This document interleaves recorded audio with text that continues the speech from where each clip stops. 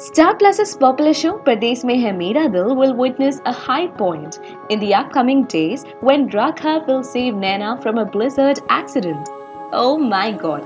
Yes, after the show witnessed the shocking turnaround related to the wedding of Naina, the girl is still coming to terms with her marriage with Raghav.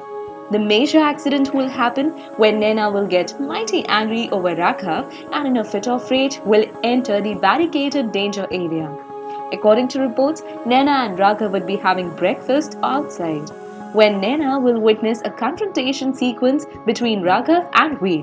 She will completely misunderstand the entire conversation and assume that Raghav will be really bad man.